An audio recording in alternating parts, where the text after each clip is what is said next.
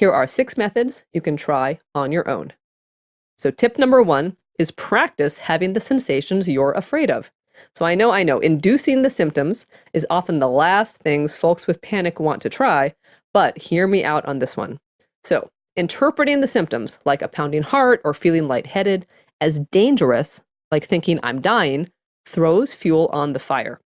And then your symptoms snowball, and over a matter of moments, you find yourself in the throes of a full-blown panic attack.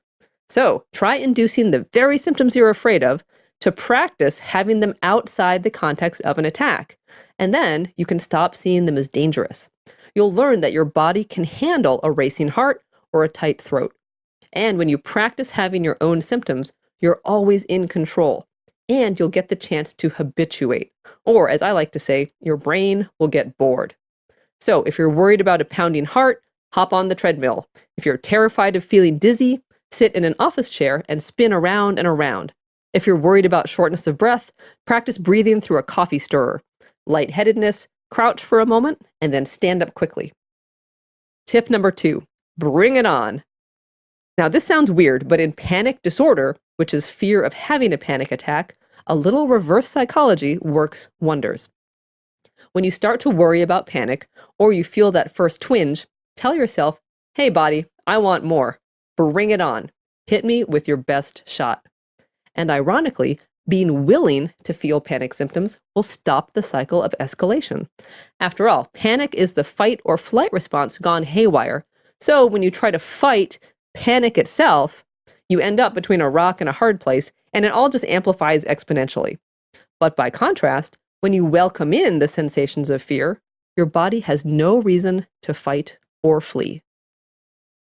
Tip number 3, remember it's just anxiety.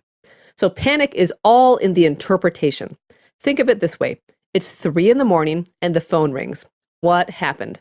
Well, it could mean your sister is dead, your brother needs to be bailed out, or your teenager is in the emergency room. But it could also mean a wrong number, a prank call, or someone who just got their time zones seriously mixed up. Until you pick up the phone, the reason for the call is a product of your interpretation. So it is with anxiety. Instead of interpreting it as, I'm dying, think, this is just my broken burglar alarm. I felt this before, and I wasn't dying then, and I'm not dying now. Interpret the anxiety not as something dangerous, but as something annoying you've handled before and can handle again.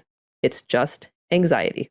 Tip number 4, come up with a new thought. I'm going crazy, I'm going to pass out, I'm going to throw up and humiliate myself. The list goes on. So, when you feel panic starting to rise, talk back to your thoughts in a new way.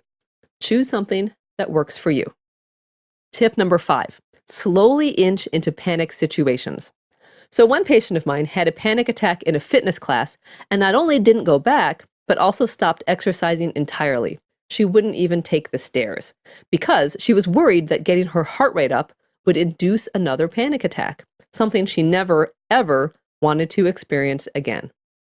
So, to fight her panic, in addition to challenging the thought that her heart couldn't handle exertion, she also started slowly inching back into exercise and getting her heart rate up, a little at a time. First, she jogged a few steps, then a block, then around the block, and slowly, she got herself back to the gym.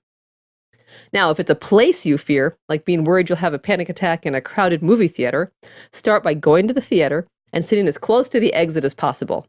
But next time, move up a few rows, then move in a couple of seats, and so on. But don't move on to the next step until your current step is easy. Remember, your brain has to get bored. Tip number 6, avoidance feeds panic. Now, think of a situation that makes you panicky. I'll bet you white-knuckle it until you can't stand it anymore, and then quit, which makes you feel better. True, but consider this. While quitting does make you feel better in the short term, it also reinforces the idea that what you're doing was dangerous.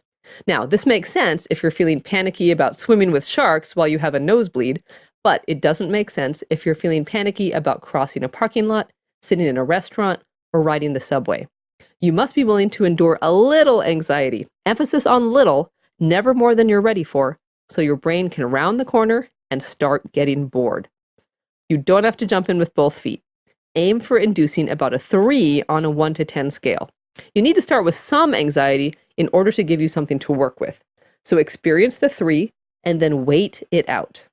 Your anxiety might escalate to a 4 or a 5 at first, but if you stick with it rather than quitting, it'll eventually go back to a 3, and then a 2, and then a 1. So try it out. Your brain will get bored, but you have to let it get over the hump. Then you can move on to the next step. As you master more and more situations, even the things you thought would be 9s or 10s will start to look easier. Before you know it, you'll be driving across bridges on windy days and sitting smack in the middle of a crowded restaurant, which is infinitely more fun than sitting in the emergency room with doctors telling you nothing's wrong.